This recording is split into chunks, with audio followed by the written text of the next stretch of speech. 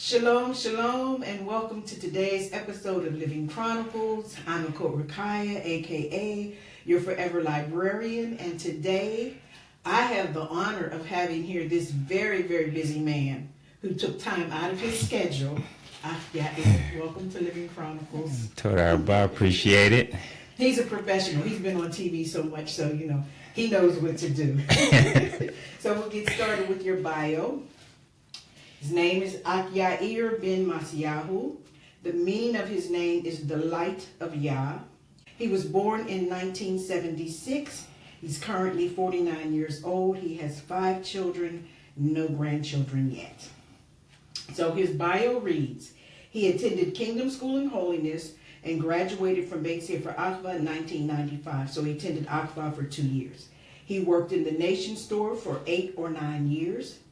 He was over the Ministry of Divine Transportation for 12 years, which was initiated by the Shagrir. May you rest in peace. He was the chairperson for the Brotherhood Fund for 5 to 6 years. He and his friends, 3 of his friends, started the first car rental service. Was that just in the community or in the state of Israel? In the community. In the community, okay. He's been a financial person all his life.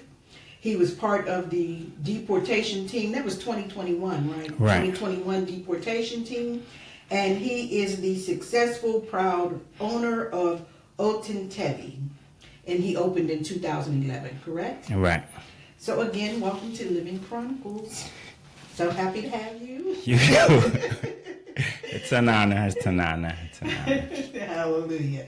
Okay, so we're going to start, as we always start, with your beginning. Share what it was like for you growing up in the kingdom, attending both Kingdom School in Holiness and Akva, how they differed, childhood friends, and some of the people that have had the greatest impact on your life from childhood. Okay, first of all, giving all praise to Yah. It's an honor and privilege to sit here. This is something I ain't never done. I've been on numerous television shows, articles, you name it.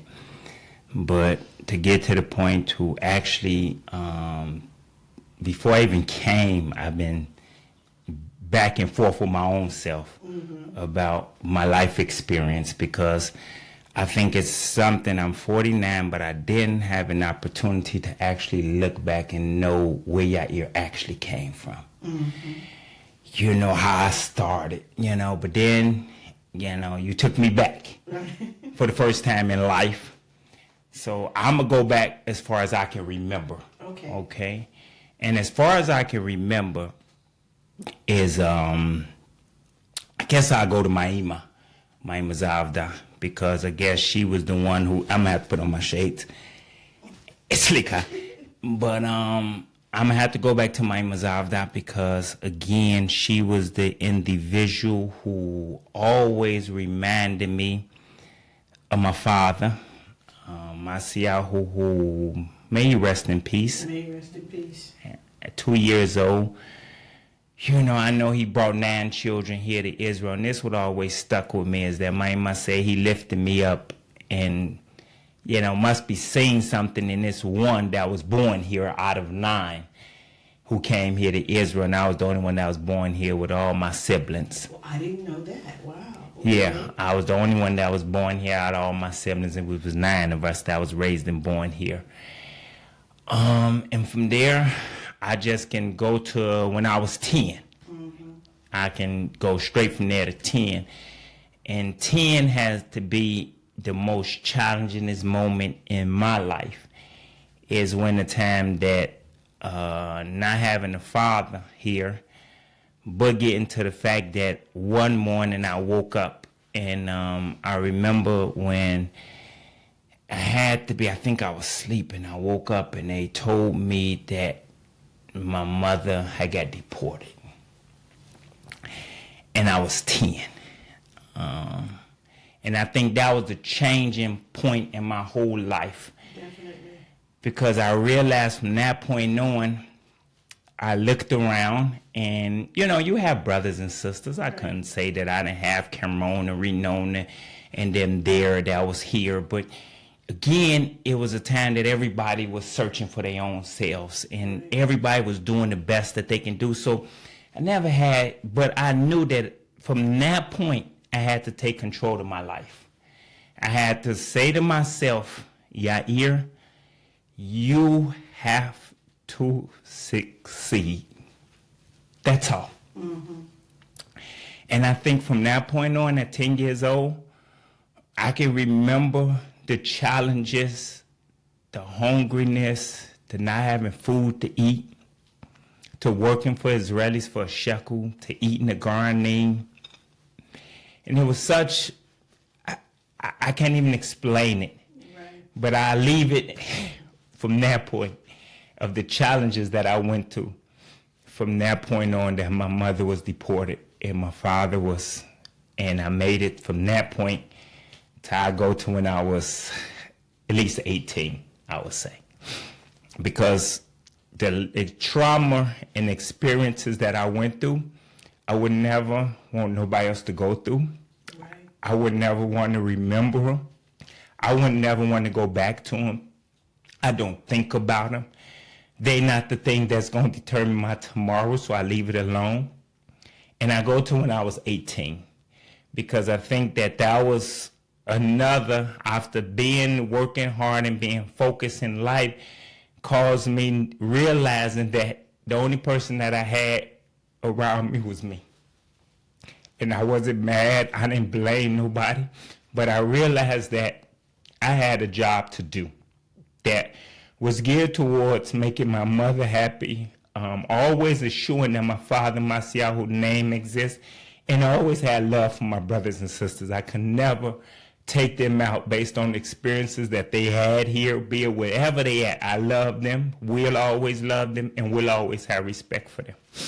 But I can go to the fact that I think I was going to school, first of all, in all my experience in school, I always tried to keep my head focused. I always tried to stay focused. I always said to myself, Yair, you can't get whooped. Yair, you can't. Yair, you can't. And I was tracking my own self. I was growing my own self up with all these experiences, with, you know, everything that was going through. And it had to be overwhelming, but I've just never thought about it. I just kept on going. I just kept, I kept on staying focused. I know that I remember all the classes, they had me over the treasurer. I was always dealing with the money. I was always dealing with finance. That's who I was. I was good at numbers. And you were very responsible. I was very responsible. I did school half the time because I was hungry. I was hungry. And, you know, out of all the people that I would have thought, I thought people was there as a community. But I don't remember it. I don't remember. I can't recall it. I can't even go back in my head. But I can say that when I got to be 18, I think 16 we went to school at Beit Sefer Agva. And at all times, they would always, my friends had much respect for me. Taviel, Yishikai, Benzion, you know, I had a bunch of friends. And that's coming up in 11 and 12. I was always known as this guy that was always outgoing. Everybody knew Yair. He was the guy. You know, right. Everybody knew it. Every class I was in, it was always like, if the graduation, Yair over this. And Yair, at any time I was there. You know, I've always showed up. I've always never got to the point where you can say, I'm leaning on Yair and Yair wouldn't show up. No matter what it was. That's my personality. That's my character. And that's something that I've always kept close to me is my character. Right. And because I knew that at the end of the day, it wasn't going to be nobody to blame. You know, when I used to hear all the whoopings and stuff, I used to stay away from as much as I could because, you know, you would watch people who had parents who would save them. Right. But it wasn't there for me, and I knew it. So again, I kept on going. But then when I got to be 18, we went to school, you know, again, coming up, even in 11 and 12. I remember my Racayah used to always tell me, Yair, you're going to be a millionaire. She used to always tell me this. And Sardiv, you know, would always be there and teaching you and Naskaragadon. And I remember all these classes. I remember even Abba coming and teaching us. And he used to always say, stay in line with your purpose. Stay in line with who you are. And it was so many people that was there that I always abstracted different small things. Because I had to build my own character. You know, I had to be a father my own self. I had to be a mother my own self. So I had to build my own character. And I built my character based off the people that was around me, that I would distract stuff.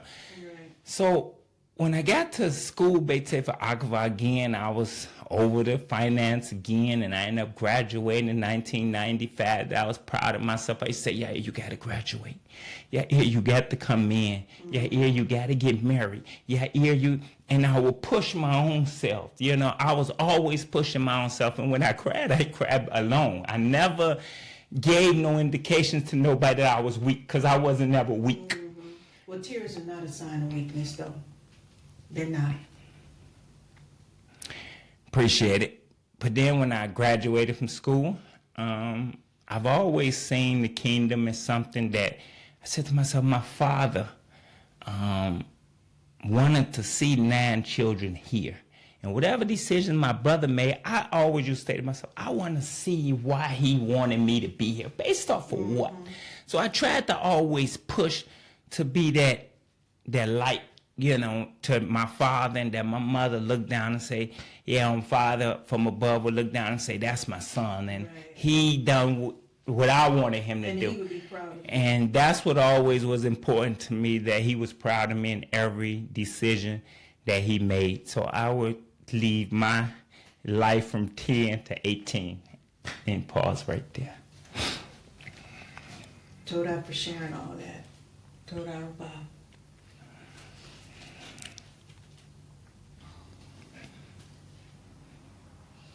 So, based on the things in your bio, in 1997, at the age of 19, you left your job in Tel Aviv, making 2,000 shekels a month, to return to Dimona to work for 800 shekels a month.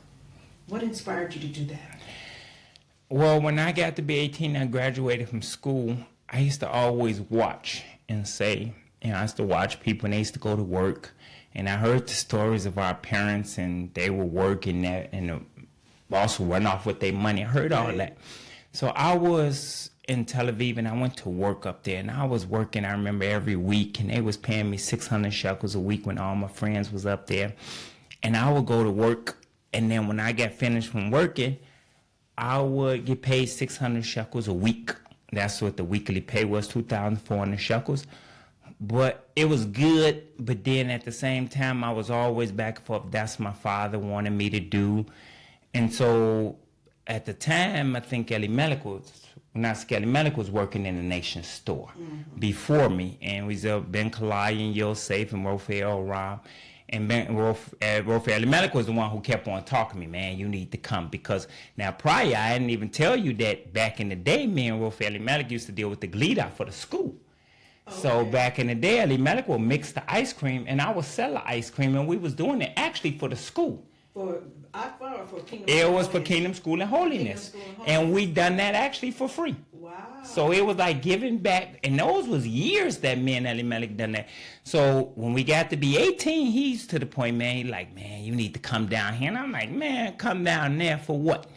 So he was like, man, you come work with Ben Kalai. I'm like, man, I'm hearing bad stuff. So I'm like, you know, I don't know. But anyway, at all costs, I left up there one week and came down here and worked in the Nation store. And I was making 800 shekels a month. Left from making 2,400 because I came down here to help because I know I can give back to the people. So it was about giving back to your people, to your community. It wasn't just about a paycheck. It wasn't about a paycheck because the money was good up there. It was good. Yeah. And I had no problem with it. Ain't like they was dogging me, and I got paid. But I came down here and I wanted to give back to my community. And that's why I came back down to Dimona. Okay. All right. So all the young sons were running the Nation store back then. And then from the Nation store, for 12 years, you oversaw the Ministry of Divine Transportation initiated by the Shagrir. How did that happen, and what was that responsibility like? Well, right before then, what happened is me, Elimelech, and us used to be in the Nation store. And when I was in there, we was in the Nation store, but we always used to calculate, what can we do to advance the kingdom? How can we do? What can we do? What we need to be doing? What the kingdom don't have that they was doing back in the day? One of the major things that was happening is that the brothers and everybody was renting cars. Okay. They was renting cars. And when they was renting cars, we was like, man, they was paying like good money to go out and rent. So me, it was 4 brothers, Elimelech, myself, Ezra, and Ben Zion. We kept on talking about it, and then we came and presented it to Abba about the fact that we wanted to go into car rental service. And I think I was in the Nation store, and I think Ben Kalaya was in there back in the day, and he gave an opening. You know, one thing that I can say about Ben Kalaya is that regardless to whatever, you know, he would like to take the youngsters and move them around, you know, and I was never mad about that because I knew that a lot of experience, even from him, part of growing up and learning was learning from him, learning from Yosef. Yosef was one of my mentors that I watched the way he took care of his family and was there, and Raphael. So all of them was experience, but the most important part of all of that was that the fact that we wanted to always give back. So when we gave back, we went into the car business. And after we was in the car business, that was going for a minute. And then what happened is that after we kept on doing it, Ezra ended up doing something else, Ben Zion, you know, it ended up dropping. But the bottom line, me and Elimelech kept on going with it. And then it got to the point that I was dealing with it basically, and I was, like I told you, we would always get involved and stuff, but I was always the one who thrusted and pushed, and they knew I had the spirit to make it happen, and that's just who I was. So that's who you are. Told. So it was a time that Abba had got so, what I would say, frustrated with dealing with transportation. I wouldn't call out the individuals because that ain't what I'm here for. But Abba had got frustrated, and Abba was figuring out who can he get to deal with transportation. And I remember that Shah Greer, because I was set up at Shah Greer's house, and he called me in several times and asked me, Yair, can you deal with the community transportation? Are you willing? Is it something? And it was a back and forth. Well, I think he was talking to Abba, and Abba was back and forth.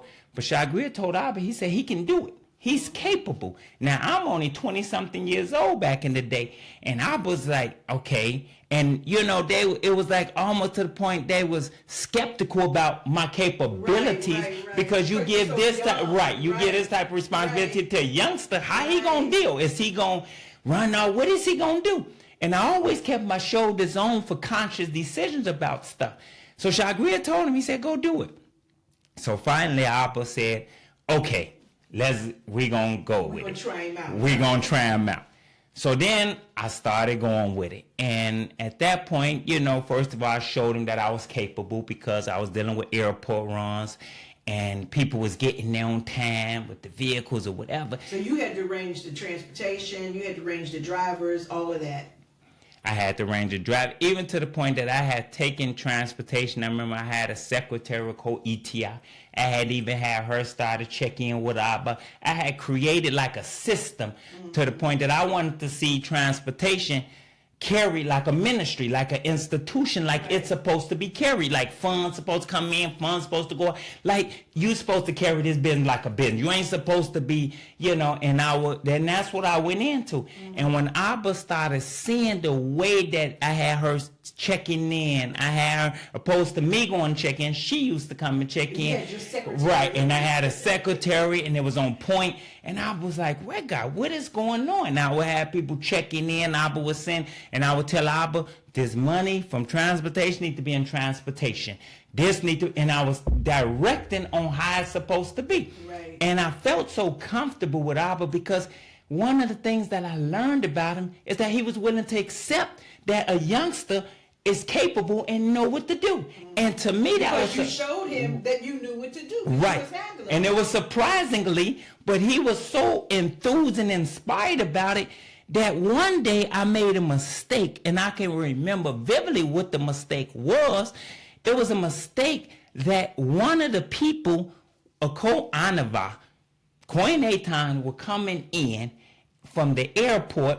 And I remember that it was something going on. I think it was a nation meeting or something.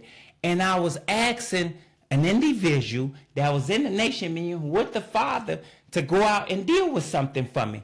And she told me I'm in a meeting with Abba and I can't come out. And I ended up expressing to Abba and wrote it in to him. And the father told me then, he said, Racayah, she didn't come out when you told her. I said, no, Abba, this was happening. He told me. And at that point, the father was like, wow, that was amazing that she didn't do it. So he ended up taking Saska to the individual and them dinner. But the most part was it was an upcoming, we was in the time of Yom Kippur. And the father came and we had a Yom Kippur National Brotherhood meeting. And the father came to the Brotherhood. And I remember that he was up there talking, and he was talking about this young individual. And he was like, this young individual is a responsible individual. This young individual has taken the ministry of transportation and from a black hole that the father called it a black hole for him and has taken it out of there. This young, and he talking and talking. And I'm like, hold on. Is he talking about me? And I just days before made a mistake. But when I made the mistake with the airport, I told Abba, I said, Abba, that's my mistake. You owned it. And I owned it. And I told Abba, I said, Abba, that was my mistake. I made a mistake because I sent the person to the airport at the wrong time. And that was me. And I'm sorry about that. And I'm going to pay for it. And the father said, you're going to pay for it? And I told him, yeah. And I paid for it.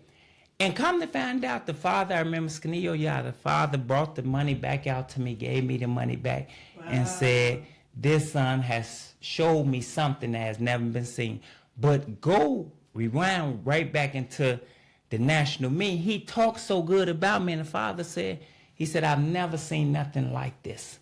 And at that point, the father, whole brotherhood stood up for me and said, wow, this young son has done something that had never been done before. And I felt that I had taken, because that was my objective, was to take the ministry turning into an institution that was paying the brothers. People who drove got paid for driving. People who went or drove, whoever they drove, I said they gotta stop doing stuff not getting paid, because they have to get paid, because that's the value of an individual. And if the individual takes their whole day out and go work, they got to get paid. And that's what I expressed to the Father. And you have always expressed that in everything that you've ever talked about with me. And the Father said, Beseda, Yair. He said, Beseda. And he will pay and deal with whatever he had to do. But that's the season of transportation that the Father was so pleased that right before he made transition, I will never forget, now Skelio came up to me and he said, Yair, he said, the Father sent a message to you. He said, he's sorry that he didn't get an opportunity to purchase you the new vehicles that he wanted to, but he felt comfortable enough that transportation is in your hands and that you would always get his people to the direct destination. And for me, I've done what I needed to do. Wow. Wow, Yair. Whew, you gonna have me over here crying. Okay, so that's the Ministry of Transportation. Okay. You mentioned that all of your life you've been involved with things that had to do with finance and business. Is that a part of how you became the chairperson for the Brotherhood Fund? What do you feel caused you to have this interest? Well, again, it all connects, because when I was a youngster, it connected to the fact that I always knew financing. And I wasn't no expert, but I was teaching myself about money and how you're supposed to deal and how. And the know-how caused me to be over the Ministry of Transportation, being in the Nation Store, and then I was the chairperson of the Brotherhood Fund. Now, what I seen for the Brotherhood Fund, this is what I seen. I seen that when I got in there, I wanted to change the dynamics of the Brotherhood Fund to becoming a collecting agency of 40 shekels a month, to be an investor for the kingdom, that the kingdom become a power plant, a financial element to be able to help and to be able to make things that 40 shekel won't be the whole thing that we centered around. Right. But we create a level of businesses and investments that as a community and as a brotherhood that we'll cause ourselves to be able, and again, and always in what I do, along with talking about finance, I know that Yah Yahwah is always behind the ability of unity, because at the end of the day, Yah stood in front of everything that I done. So I've always tried to differentiate the fact that somebody will say money and this. It ain't about money. It's about the wealthy lifestyle and way that you want to be. And Yah Yahwah did not intend for us to be poor. So my whole thing was that I wanted to get with the Brotherhood Fund and be over to say, if we put 40 shekels in today, let us go and invest in something that, because the way that I see money, money is not a way that you're supposed to take money and just spend bills, or that ain't the way it's supposed to be. Money is the ability that it comes in, you invest, your investments pay for whatever responsibility, and it keep on. Exact. Money works for you. You ain't supposed to be working for money. So at the end of the day, I understand the concept when they say money, but then when they say money ain't important, I say, well, back in the day, I always used to read history too. And the history books always told me that we wasn't a poor nation. You know, if there was cattle and gold and that, our forefathers had it. Right. And if our forefathers had it and we in the same direction of our forefathers, I'm supposed to have it. I'm not supposed to be worried about how am I going to make it through another day. Right. So all them concepts to me had to be changed. And I said, no, I want to change them. So I got into the Brotherhood Fund and I was seeking to try to change them. But I realized the wall was a little bit too high for me to climb that one with a bunch of people. And one thing I didn't want to do is mess up nobody else's money that they felt that it would have gotten messed up and this and that. So I had to make the decision that I know with the proper decisions with that, to just leave that alone. Mm-hmm.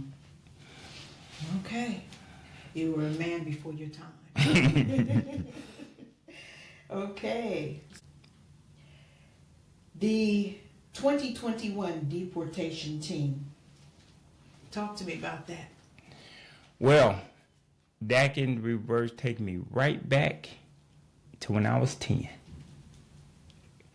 If anybody want to understand why I fought so hard and always was there, I was there because I couldn't imagine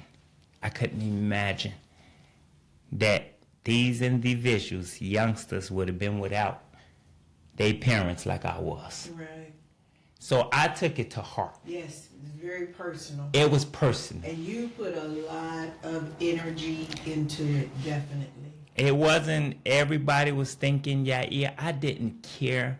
I don't care about glory and fame and all of that. That's so far beyond me. My ability of who I am is to serve, do things the right way, and give where you can. And when I came into that, I was there because I remember when Racayah came, my brother Ashriel came, and we had a team in 2014 that we came together. And we said we need to deal with the status. We need to deal with the housing. And everything was thrust in the kingdom. It wasn't nothing personal. I didn't need nothing. I don't want nothing. It was for thrust in the kingdom. But we met with so many obstacles that I couldn't even believe it. Like, what the heck? Right. But the point of it is when it got to that point and I realized, I said, look, this is 2014. 7 years later, we deportation. Right. How was this happening? Right. Who is? And then I would hear that people like Benny Beaton knew about this stuff, about status, and I'm like, we didn't make him do something then that 7 years later, the children. So I said to myself, look, Yair, all you can do is do the best that you can do. So I've always tried to show up. Be it the riots, be it the we need money, be it to go, wherever it was, I was there. And I tried to be there. Right. Whatever people said and had personal, I didn't never allow that because I knew my personal. And I didn't never go and tell nobody up to this moment what was my personal interest and why I wanted to not see that couldn't happen. Right. Why? That was personal. Right. That was I looked at them as not having their parents there. They didn't deserve that. Right. They ain't done nothing to deserve that.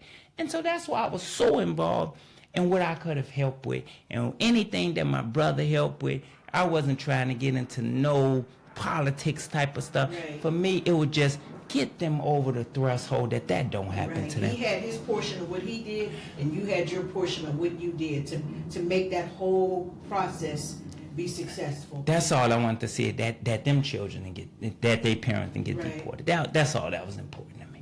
That's all. Told her about for all your work and your service. Appreciate it. Okay. In 2014, with the transitioning of Rabi, may he rest in peace, you were a part of a strategy group. How did that begin, and what happened with the group? Well, I became one thing that you always know about me. I'm an individual who I look at the sun comes up, and to me that's Yah Yahwah. Mm-hmm. You know, my mom always said, praise Yah Yahwah and go forward. And that's what I've always believed in, and I always give praise to Yah. But one of the major things that happened in 2014, first of all, the Father said right before he made transition, he said that all of the ministries, he said, you need to like get it in order. It was like he told all of us. Mm-hmm. And he told us, I was sitting with him often about this. And the Father was telling me always, he said, yeah, I'm pleased with the way the ministry is running. Right. And he said, everybody, we need to. And this is what he kept on emphasizing. So when the Father made transition after talking to him and seeing him doing the process, then I knew I was responsible to deal with what need to be. And so my thing was, yeah, you got to get back. So then I became a part of a group that was me, Raphael, Ashriel, Yoakim, Nasik Emmanuel, Nasik Elimelech, Nasik Yadiel. It was back and forth, Nasik, and it was coming together. And when I was a part of it, my whole idea was to see it go forward. Right. And one of the things that I don't have time for is that's friction. Because my thing is that we supposed to be going the same direction. If we talking about we Yah Yahwah's people, and that's who we represent, then it's supposed to be based off truth. Nothing personal. Nothing personal. And that's what I always said to myself. Get your feelings out of this. Right. Deal with right, and that's all. I learned how to deal with right when I was 10 years old. But I knew that if something wasn't going in the proper direction, I knew how to move away from it. Right. And I was not, one thing about me, I'm always man enough to say to myself, I'm gone. I'm not being a part of that. Right. Because it wasn't going the right direction. Right. And when that happened and I felt that we was always back and forth and friction and this and that, Yair, that ain't funny. So I stepped away from it and said to myself, Yair, let them go on and deal with it. And that's what, and I done stepped away from a whole lot of stuff in life because I wasn't afraid of it, because I knew my energy had to be utilized in a proper way. Right. And I didn't have no energy and time to be wasting nowhere that wasn't going to develop what I felt. Right. Now, I'm not saying that was right. And I'm not saying that was wrong. But that's my personal opinion. Right. And I've always made decisions based off that. Right. Right. You had to do what felt right for you. Exactly. And it doesn't always feel right for everybody else, and they may not necessarily agree with it. But at the end of the day, we have to do what resonates with us as individuals. Decisions. You have to not be. I was never afraid of decision making. Yeah. And when I made them, I took responsibility for them, whether right or wrong. When I knew one thing about me, and Father said it, when I done something wrong, I wasn't afraid of it. I wasn't afraid of a ownish. I'm not afraid. I don't back down because of ownish or back down because something that's something. I know how to stand up to it. I know how to be man enough to say I did it or I didn't do it and keep on moving. What you going to do after that is your business. But I'm going to stand on what I believe in, and that's the principles. That's who Yair is, across the board. All right. Okay. So, the last question in your bio, then we have a few other categories. Today, you are the proud and successful owner of Autumn TV.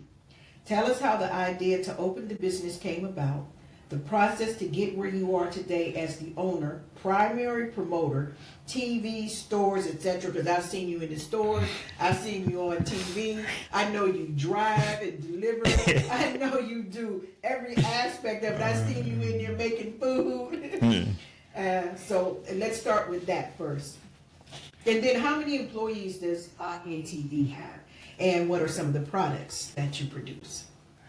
Well, again, I remember back in the day, I always go back to the days, my young days, because I remember the Father had a luncheon with us.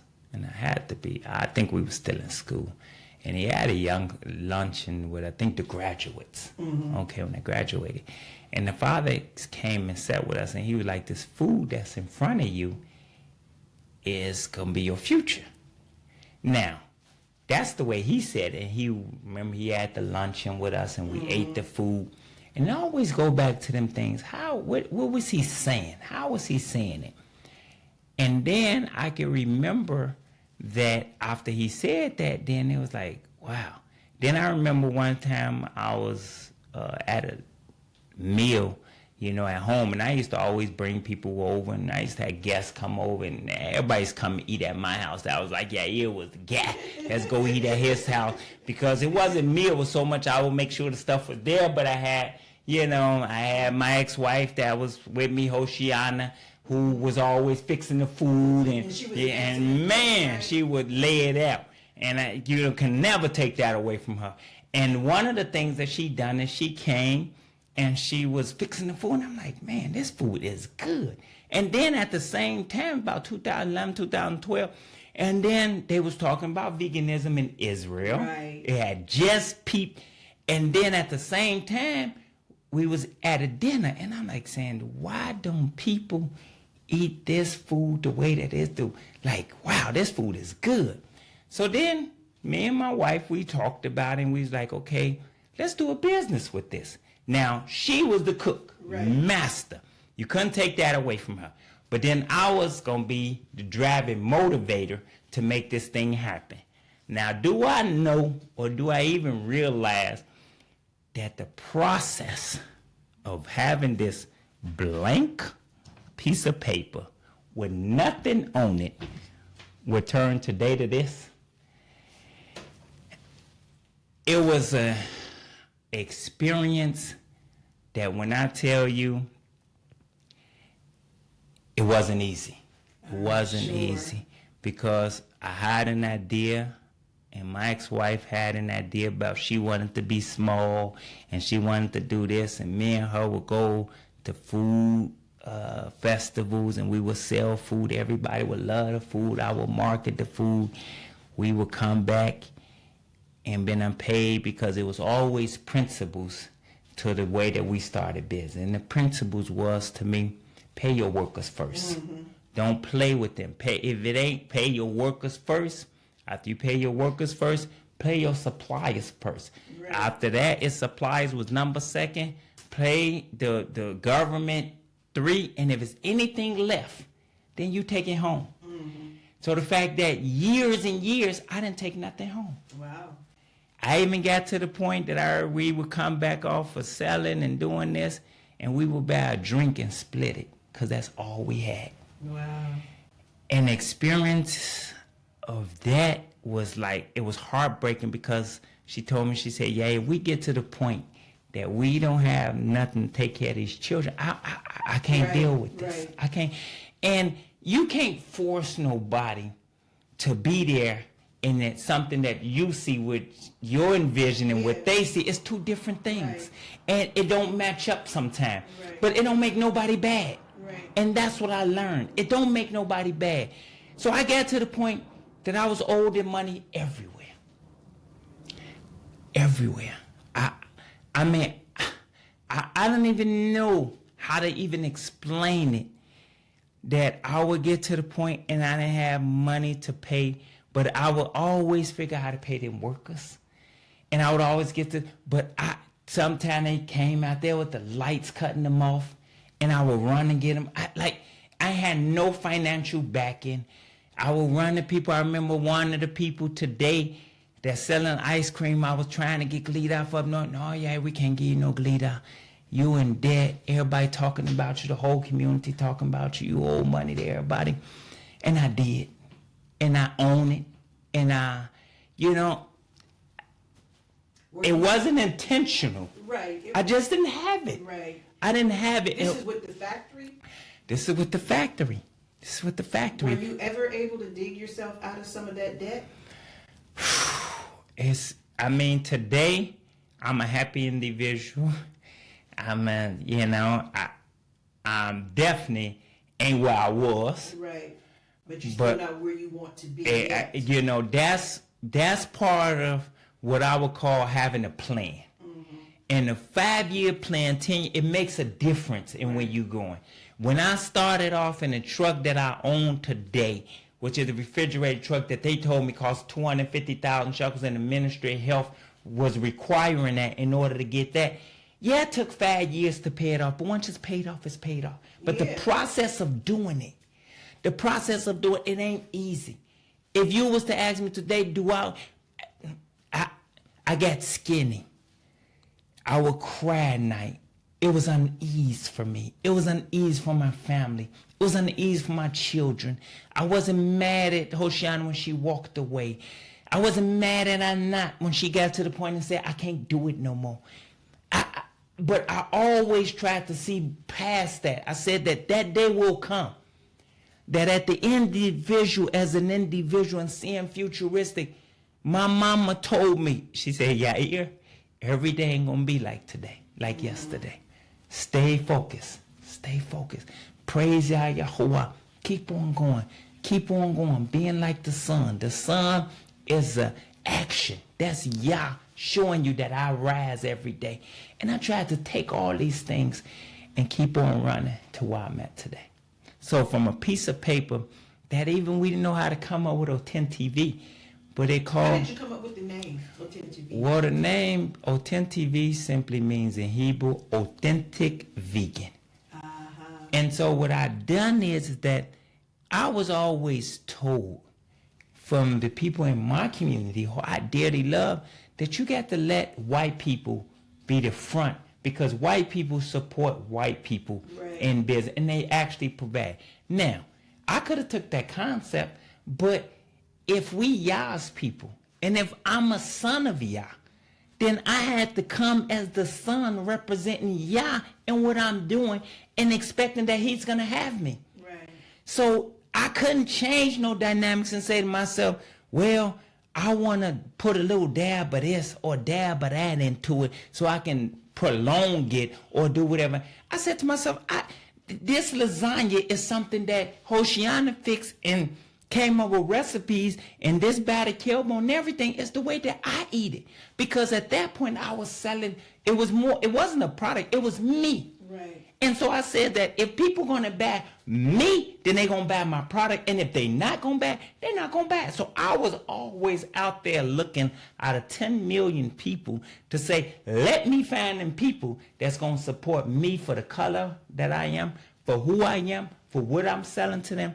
And that's something that I even stand for. And I can even get before it was this. I can remember in 2012 that when I had came up with the product and the food was so good that we was figuring out how we gonna sell these products before the boxing and everything. And we came up with an idea that we got to get these products out to the public and let them know and sell it to them. That's the way they are. So before we had anything, the way that I actually started before 10 TV was a little pamphlet telling about who I am, where I came from, all of that. But along with that, we got to the point where I had to check the public and see was the products good. That's when you were in the supermarkets? No, before all of that, Okay. what I done is I put together a little package. Matter of fact, I got friends, individuals who know me 14 years later, Israelis, who knew how I started. And what I done is I had little containers, and I put a piece of lasagna in it. I put a mushroom burger. I put a battered piece of kielbon in there. And it was 4 things. I think it was tofu, battered tofu. Mm-hmm. And I put it in a container, and I was selling it, and I was running throughout the country selling it for 100 shekels. Because I needed to see, did I have any type of business in it? And everybody that I sold this little package to was like, this food is good. And when they started telling me, like, it tastes good, I said, oh, wow, I got a business. I got something. But when I went to the bank, I couldn't say, but I knew that I got something. And I said, wow. And then when I would come to their houses, they was accepting me inside their house to sit down. And it was like, more so, it wasn't just the food. It was about the community. Right. Where I got a Hebrew Israelite community. I heard of y'all, but I've never seen y'all. I've never talked to y'all. I've seen y'all. Y'all good musicians, but who are y'all? Right. And so then I had an opportunity to tell them about who we are. My parents came from America, why they came. And so it was more an opening to people getting to know the community. Right. And so that's why I created from a piece of paper to realizing then the food was gone. I'm like, wow, I got to do. But then I had to realize that I couldn't get to the cycle of waiting for people to come down here. I had to go out there. You had to go to them. And then that's when I done the first vegan. I said I got to get to them, and I done a vegan trailer. Okay. And a vegan trailer, I realized I hadn't even got finished with the idea.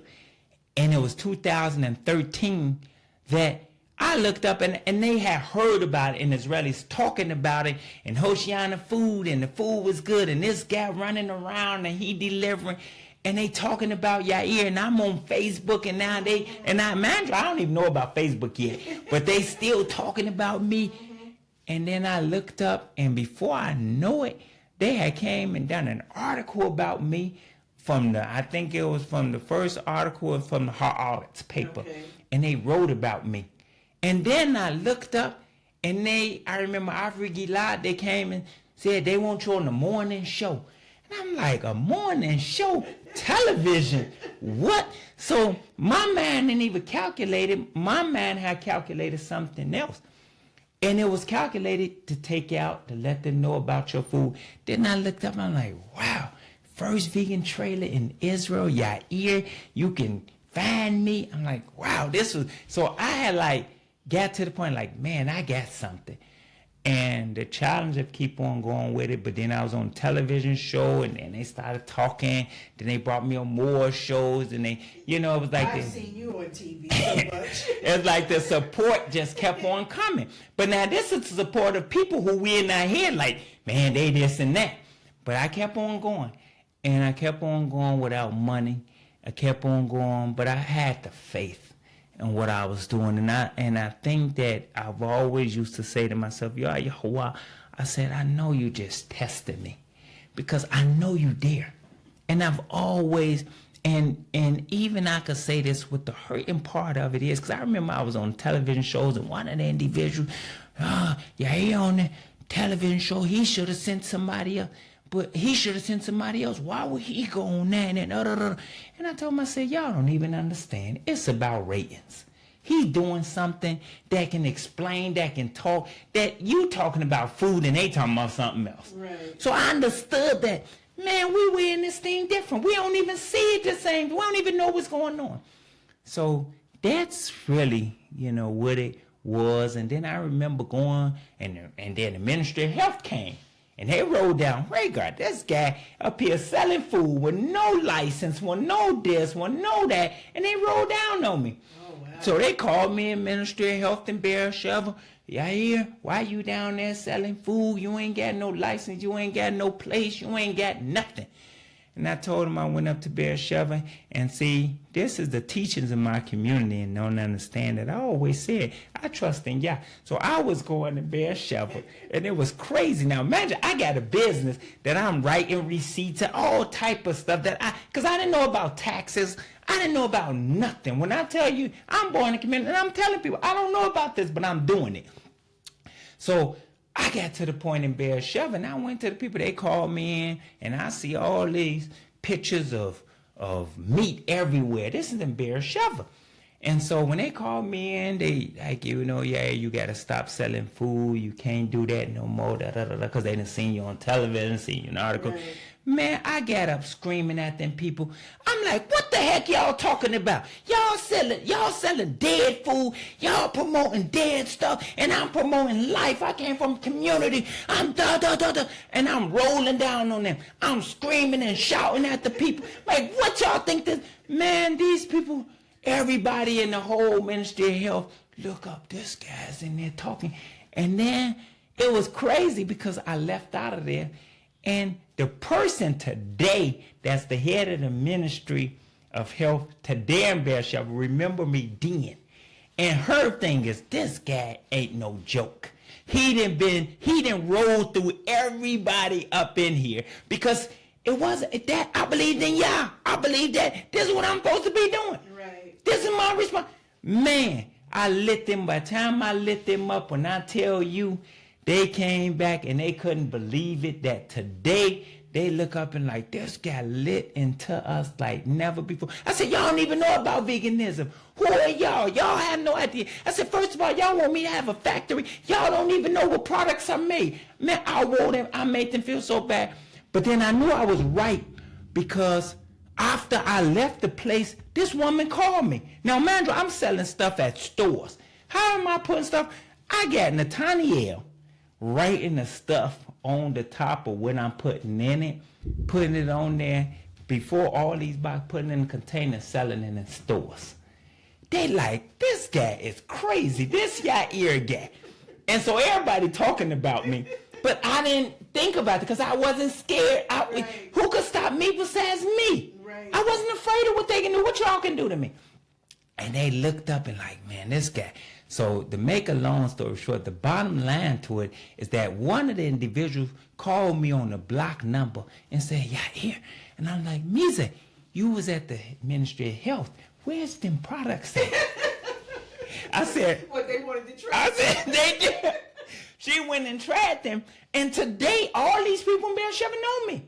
And they respect me today. So did they stopped messing with you? Or First of all, they didn't come back down on me like that. They would always try to compromise. They say you need to get a place. So I got a place. I'm place for rent now, $4,600. And I ain't got no money. I'm like, okay, I got a place now. They said, no, you need license to sell food. What? License to sell food? I I got a place. I'm cooking up in there. No, Yair, that ain't. And just to show you how this process has been. And I'm like, I ain't got no money to pay this. I ain't got, man, I broke down. Then I had no license. Then they got Shimshon and Demon. And this how all the people, even in Demon, got to know. But I stood on my toes. I stood on my beliefs in Yah. I stood on my principles. I stood for what I believed in. And I let nobody back. Even if I was afraid, I didn't let them know. Right. And I stood up and I said to myself, I'm going forward. And that's what it was. So, but then I realized that they had respect for me. Because even when Benny Beaton tried to challenge me, and he like, man, Yair, you up there doing business with no license. But then they called me and they would talk respectfully. You know, he need to be in Dimona. You know, he really good for it. So they was guiding me to have a restaurant opposed to having a short yacht salon where I could sell all over the country because they wanted me. So they was advising me to stay in Dimona and be small and be this. And I know I'm like, I want the whole Israel. I want the whole world. You know, I was saying that all this is ours. I'm going for all of it. So that was my idea. That's the way I've been carrying myself. And that's the way, but can I always say that I could have done stuff different? It reminds me of Father said back in the day, and he used to always say, we didn't come here with no plan. I didn't have no plan. Today I know better today, right. And I know how to help somebody. Now, today is a whole different story. Right. But I knew that nobody was able to be in them trenches with me but me. And it took me back to when I was a little boy. And that's why I say the experiences and the hard time prepare me for this day. Because when I was going into them offices and I was challenging people, I was challenging them by myself. And you would have expected that it would have been a community behind you. And I didn't doubt my community, but I knew that they wasn't going through or never had been through what I was going through. Right. So I didn't expect them to be down there in the mud. I had to go in the mud. I had to be the front runner for this thing and to get it to where it need to get to. And then prayerfully, they will see the result. Because everywhere I went to, I've always gave praise back to my community. Yes, I've never got to the point that I said it's me, it's me. No, it was always my community, where I came from, who taught me. All these things is the things that kept me grounded in what I believe in. And so even when I went to Beersheba, I talked about us. And that's what it's always been, and that's what it always will be. And during the war, I remember when it first started, you were delivering free meals to soldiers. Yeah, I mean, again, you always want to look and see how can you print your community inside of something that's called doing. You know, I don't like to print myself inside of doing, outside of stuff that's saying, you know, I'm asking for somebody. Mm-hmm. I don't like that idea. I like that idea of coming to the table with something. So what happened is that I realized that in the whole Israel, Teva Deli and myself is the two factories that's the only two factories that deal with 100% vegan food. Mm-hmm. You know, you got people that do it on a small scale, but I realized how can I show up and show out that they'll remember my community and who we are and what we're doing in the time that people need. Right. And so I put a post off saying, whoever need vegan food, then contact me and I'm on, help. Now, mind you, I started doing this and I realized that I was getting private calls. My husband is here. This person is there. Somebody is there. And I got to the point, I was running all over the country. You were. Because I realized I didn't want nobody else doing that. I had got to the point I was down there on the border. Yes. Like all of the stuff that's seen, I seen it all. I seen dead bodies. I seen the whole idea of it. Because I was like, we there. And I had to be there because the places that I was going, they was like, we down here and all we get. And then it took me back to me a young boy. And if I can give some food to somebody, you can save somebody but not only did it have a different, then it have it aspect on them. I have people today that never forget then today. Even the mayor, Benny Beaton, came and realized I gotta help this guy. I gotta donate to him. And people done donations. I I was never part. I didn't know about crowdfunding. People done crowdfunding, gave me money to help because they like, this guy is doing this stuff without even asking. And you realize how you got to have the impact on people's lives in a certain way where you have to be there. And if I learned nothing else from Shagri, he always said you have to be there. And when I used to, even if I got to the point through my trial and tribulation, I used to realize when Ahk and his Amutah, and he used to say, come on, Yair, we got to go out. But Shagri and us, we would go to people's homes and do home visits. So even from the war to going to home visits, it was always causing the people to know us for who we are, one-on-one. And this is what the experience. So yeah, it was a lot of donations. It was always giving. But Yah Yahwah always made people know us, help, and whatever it was. And I feel honored and I feel blessed that my children can look and see what I sacrificed, even Ocean America, what I sacrificed, what I believe in. But I always had goals. I always had objectives. I always seemed futuristic. I was never thinking about today and tomorrow. How can you get past this threshold? Right. And sometimes you have to think about our three brothers in the fire, when they was in the fire. Right. But they was there tested. Did they believe? Did they know that Yah was who he was? And that's what I always believed, that I know who he was. So I never got to the point and doubted myself. Even when I will always say, even if everybody's against you, it's okay. Because one thing about a victory is at hand. And one thing when you get over it, they're going to learn how to respect you for not for what you talked about or what you thought about, but for what you done. And those are the principles that I always keep. Wow. Okay, so that concludes all of the questions from the bio. Our next section is usually, I do the trivia, but I'm going to skip the trivia with you. Okay. But our youth, what are some of the ways that you think the lives of our youth today differ from your childhood? Well, the thing that I can say about our youth today is they get more opportunities. Okay. I think that a lot of times they don't realize them, and they don't take advantage of they them? don't take advantage of them.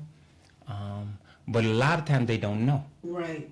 And really what you don't know, you don't even understand the power that you do have and how to access it. You have to know how to access something in order to be able to utilize it. Mm-hmm. And because they don't know how to access that power, I love when the Father used to always say, stay aligned with your purpose.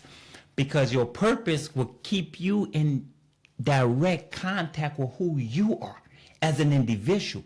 And as these youngsters coming up, they looking on the outside, but they don't understand their power and what you can do to change somebody's life in so many different ways. And so when you don't know your power, it's hard for you to access your power and utilize it. Right. So a lot of people don't utilize it properly because I'll give you an example. I always use the kingdom for me as I would say a ground in a house, and when you lay the foundation of the kingdom is there. That's Yah Yahwah. That's them leaving America. That's them coming to Israel. That's them doing all. And you can't never take that away. But that's a good foundation to stand on. Because all you have to do now is start building the walls. And what I realized is that I had a good foundation because that was the kingdom of Yah. Right. And now I just have to build a wall. Building the walls to me was the idea of saying, it got to look beautiful. It got to look attractive. You come in the house and you see the foundation is strong. And you come in and step on the concrete and it's strong, but Seder. But then when you come in the house and it's beautified, that's why they have decors. That's why they have people who make the house. So when you come into the house, it's like a hotel. You come into the hotel, you're like, wow. It's a 5-star. It's attractive. Right. It's attractive. So you got to I have to get to the point and say, how do I make it attractive? Right. Because I want them to come in. Right. So then how do I want them to come in? I want them to come in. It ain't about materialistical things. But then at the same time, in our era today, the house got to be looking beautiful. Right. They want to. I don't want to show them that I'm still wearing Tosettis from 15 years ago. I don't want to show them that. Right. I don't want to show them that. I want to show them that, look, man, a good pair of shoes today is nice. Right. You can look good. You can dress good. You can be, because that's, and nothing wrong with that. Right. Yah Yahwah is attractive. The sun, the moon, the sun, that's attractive to people. People wake up with hot sun. It ain't cold all the time. And that's the way I see it. So now what we have to do is to put these things to power to our children. And we have to help them. Like with my children, I talk to them. They see about going to work. They know why I go to work. They know the reasons of why I go to work. And they see the results of why I'm working. Because the results is that my children have what they need today. My children ain't going through what I had to go through. My children ain't sitting around here and got food to eat or clothes. No, they have it all. And that's what and that becomes what attractive to them. Because they're like, how about doing it? Based off 1, 2, 3. That's all it has to be. And standing on the foundation. And standing on the foundation. And standing on the concrete. They see they are, but they know what I'm doing. They know. And that's what's important. And it ain't just for my children, but it's for all the children. Because I always said, when I got into be it transportation, be it the brother, all these things was to thrust for what I call the kingdom into another level, so that the children can be attracted to what we doing. Because you attract children back, the house looking good. And that's what I see. So today I want the house. I would take the house and get for a star. I want them to come into that, because when they come in, wow, I want to be in that room right there. Right. You know, I don't want to bring them in and say, well, the foundation is there and now you work on. No. Come in this, and then this is what you got to do. Right. But it's there now. You can. This is what you got to do to get it. You want yours. Right. You got to go do this. Right. And then they can continue to add to exactly. It. Something else. Exactly. But I don't want to bring them saying this the foundation. We always talking about this the foundation. Okay, foundation. Right. Hallelujah. I'm proud of that, and I ain't taking nothing away. But at the end of the day, Fried Star is just better. I know, because I done been there. I see it. I go to them, and look, it's nice. Right. And I ain't about to tell you that it's not nice. And whoever saying that, but that's what my thing today is to the youngsters, is that believe in who you are. Set your goals, set your objective, and work towards them. You know, stay aligned with your purpose. Believe. It's so many different areas in the kingdom. I was telling somebody the other day, I said, man, I love this kingdom. I said, because I'm running around delivering food, doing it. And I said to myself, I ain't never seen a more community that have more talent in Israel. I mean, talented. And you all over the country. And I see them everywhere. I see people, one little kibbutz take one little thing, and that's all they have to make their kingdom. And I'm like, we got music, we got food, we got this, we got everything to make it. And, well, it ain't time. No. We got to, come together, and we got to do some works together, and we got to go ahead and beautify the inside of this house and make it attractive and make people want to come and part of it. And we got to focus on our house opposed to always focusing on the outside. Because one of the things that I realized is that I've never got to the point and spent no energy on nobody trying to give me something. I spend all my energy on giving myself something, and then I realize that somebody gonna give you something when you have something to bring to the table. Right. And then that's the way it is. But if you come in always sitting at a meeting talking about what you can get out of it, right. Then when you out there like that, I ain't never been out there like that. Right. And then when I did find myself like that, I realized that ain't the way. You got to come in on a strong side. Right. And so that's what I will always direct to our youth, is that we have all that we need. All we have to do is take it and utilize it in the best way, make it attractive. And anything that we can do. O10 TV is local. Somebody may have 5 or 6 individuals saying, yeah, I want to take O10 TV international. How can I do that? And then now you look up on 10 TV as international, and somebody 5, 6, 7 youngsters selling food in America all over. That's a business. Right. And then you look up, and that's the way we got to see ourselves. We got to get out of this small box of seeing it in the small box, but taking worldwide. Because if we're going to be an example to the world, we have to be out there. And my thing is, you can't be example not being there. You got to be there. And I've always focused on trying to be there and wish that more youngsters will take advantage of trying to be there. So that leads to the question is, what basic advice would you give to any of our young people when it comes to finance and opening a business? Well, today I would say I'll first start off with myself. You know, I've always loved to give back, okay, to my community and to the youngsters around me. And even with me being over transportation, all the things that I've done, and you didn't ask the question about how did it happen when I wasn't over transportation. Yeah, I wanted to I wanted to get to that. Yeah, you never asked how I got out of that. No, but we gonna go back there. Okay. But one of the major things that I can say to the youngsters that I'm here for you.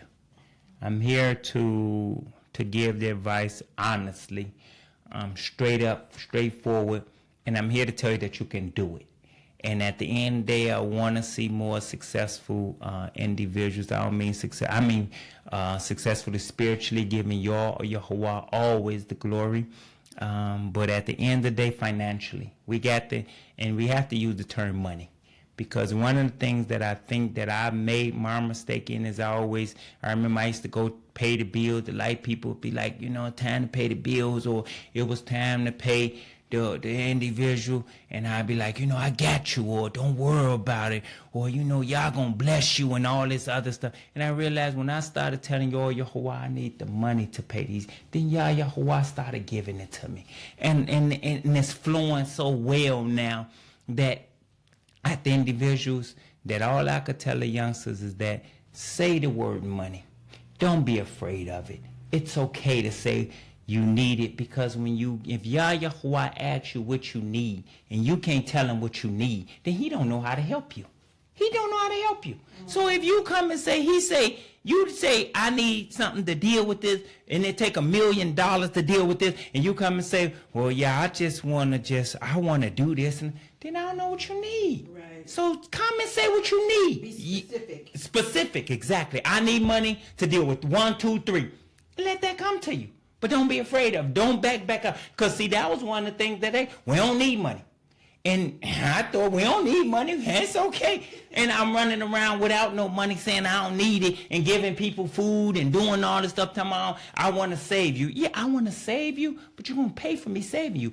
Doctors, lawyers, you go to a lawyer, get advice. That's 750 shekels for just sitting with him. Right. But that's his time. And I had to start valuing myself for who I am, because if I didn't charge these people, then I'm giving them food. I ain't giving it to you for free. I'm not getting. You didn't get the ingredients for free? I didn't get it. And I'm not giving. Make it for free. And I ain't giving no recipes. I ain't giving you nothing. I tell them straight up, I ain't saving you. Like, you going to pay for what I'm giving you. Right. And that's the way I realized. And I started getting paid for my works. And so what I can say today is always, youngsters, I'm here for you. I want to see y'all succeed. We can do it. Even as a community, we can do it, but you have to be able to put these things out to get the proper results. It's a true fast and hearing power to produce the promised effects. Those are effects. The effects that you're going to get is what you put in, is what you're going to get out. And you have to utilize formats to be blessed and get the things that you need. So now let's go back to Ministry of Transportation. What happened that you stopped? Well, again, I was old ministry, and the father, I ain't gonna never forget after he said that, it was, he said he left transportation in my hands, and felt good about it. But these are things that I could say as a community that I always give back. A lot of times as a community, it's a good thing that I would say that, to be honest with you, I know that they came to me one day and told me I wasn't over transportation no more. Just P-Tone, someone came and said you ain't over. This was after Abba had made transition. You ain't over transportation no more. You ain't over nothing. You ain't over transportation. You ain't over the Brotherhood Fund. You ain't over this. And I'm like, wow, what happened? Now, what I can say, and I think this is the time for me to say it because nobody ever said it, I had a situation that I was going to a lot, taking my wife, and we was going for a weekend, okay? And driving take a lot. You get to the bypass, right? When you get to the bypass, they ask you to, give your license and stuff. And I'm going to get to the point of how I think that something happened. Okay.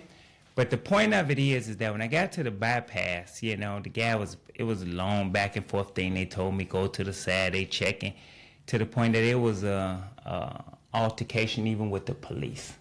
And tell you how Yah Yahwah was. Yah Yahwah had an individual who had just came from America that was a car right behind me who had came and videoed everything that had went on. And he posted it, and my picture was everywhere. I saw that. And for some strange reason, I think it got back to the kingdom that it started on the Shabbat, which was not the proper information. But I was never asked about it. Nobody never came to me and said that. It was like everything had went and nobody never asked me about it. When I tell you nothing, but at the end of the day, it went into court. It was a whole big old thing. I won the case. Thank you. I got money from the case. Everything. Yah Yahwah has always been there. But then at the end of the day, they said, you ain't over transportation. You ain't over. And I'm like, what I do? I didn't ever understand it. Did you ask? Did you inquire? Well, I always inquired, but you never got. It was always this thing like never giving no direct. And nobody never. And that's always why I said, even when you hold your alignment, you have to stay in line with what you believe in. Because when things going around you that don't have nothing to do with you, sometimes you just got to eat that. And even when that came to me, I didn't get mad at it. I realized that was my time to focus on what I was doing. So I moved from this and went to somewhere and put it and kept on going. So I've always came and over. So all that I can say to youngsters, when you face with these challenges, be strong enough to get past them. Because at the end of the day, it ain't no joke. And that's how I never understood. I said, man, the Father left it with me. I could have took it to... But I realized it wasn't my time. And some things you just have to keep on going. And now today, as you're dealing with a thriving company, that today you have 7 workers. And again, there's been trials and tribulation back and forth. And one thing that I can say is it's a good experience because I'm learning today. And one thing that I've never had a problem with is learning, because I realize as you go, even in business has taught me that in life, you're going to grow, you're going to turn over, you're going to this, but you got to keep on going. And this is the thing that I can say to us. You can never get stagnated in nothing, especially when it comes down to business and life and experience. Keep on going, knowing if this don't work, try it this way. That don't, and you got to keep trying it. If you ever get to the point and you stop, that's it. But I kept on going, and now today I'm sitting at your house from a piece of paper to a company and talking about the experiences and thanking most of all, I want to thank my family, because at the end of the day, my sisters, my brothers, my teachers, it's amazing how at the kingdom, your sister, your teacher, and even yourself, dealing with the deportation and you. We would always have these conversations, and every time we had a conversation, we was always on the same realm of understanding each other. But then you had people who didn't. And I never disrespect nobody who didn't understand me, because I understood and know my goals, alignment with my purpose is my purpose. This is what I have to do. And that's what I always say. So my thing is to give praise to my teachers, because they always align. Sorry, even them, Chagrin, I will never forget them. I could never forget you, because I remember English. Can you write this? All that. And I had to keep on doing it. But all that I could do is give praise to my community, tell my community I always love them. I'm always there. My family who stood beside me. And at the end of the day, I didn't have time. I wasn't there for these babies. I wasn't there. I was gone, traveling, and the life experiences that you have. You know what I'm saying? But hey, thank y'all that I'm still here. I'm still alive. I'm still thriving. And Toda Rabah. As we close out, is there anything that we have not discussed that you would like to share? The main thing that I would want to say in this area is that I do have a vision. of the community and what I do see. Okay? And I have been sharing this for a while. My experience from the community, what I do see today, is to take the community, let Yah Yahwah be the guiding force to what we're doing. But look at our community as a corporation that's looked at more so as corporate thinking and how you put people in different areas to get the best result that you're going to get. And never have the expectations that someone is going to be able to understand what this hand is doing, because that's what Yah Yahwah gave us. I'm sure that when you plant that mango inside of the ground, when it start coming up after however many years, every mango is not the same size. And that's the way that I look at the kingdom. But we have to learn that it comes from the same seed, and that's Yah. And the things that you can have and things that we can do today, if we value that small mango that's still on that tree that ain't got ripe when the other one was, because you plucked that big one first and then realized that that small one could have been good. These are the things that I want to see for my community, because I want to see my elders get to the point where as they get to be 89, they don't have no worries. And especially one of the things that I look at, and I have to be honest, we got the spiritual, we good as spirit. We good. We can talk about Yah all day. We can sit down. But at the end of the day, Yah is off that paper, and he's that son. And my thing for my community that I want to see is us to deal corporate and respect each other for everybody's position. Because when you learn to do that, you're going to get so much results. You know, I don't know how to do everything. I always said that. But when they came down and wanted to do an interview for the Jerusalem Post, I said, call Sir Mariel. Because why? I knew he's better in English than what I am. Right. So my point is that let's take this kingdom of Yah Yahwah and look at it as a mango tree, and value every mango that's going to come off that tree. And if you realize that's going to be connected to Yah, and I promise you that we're going to get all the blessings, not just blessings physically, but we're going to get them mentally, financially, and all that, because it's all needed. And you can't take one and say it ain't. All of them is important. And that's what I would say. Wow. Wow, Yair. Toda. Wow, so as we close out, I just want to say today definitely has been, you had that elevator pitch, bro. I mean, bam, you hit it. This is probably the shortest, but the most profound interview so far. But Toda, Yair, I truly appreciate you. You know, I'm proud of your accomplishments. I'm sure your Ima and your Ahk Masiyahu are proud of your accomplishments. Continue to stay strong. Continue to do what you do.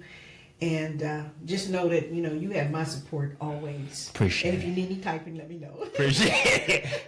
Yeah, I appreciate that.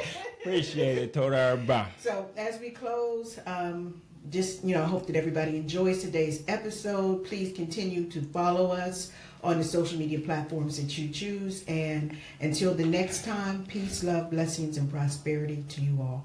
Shalom. Shalom. Yeah.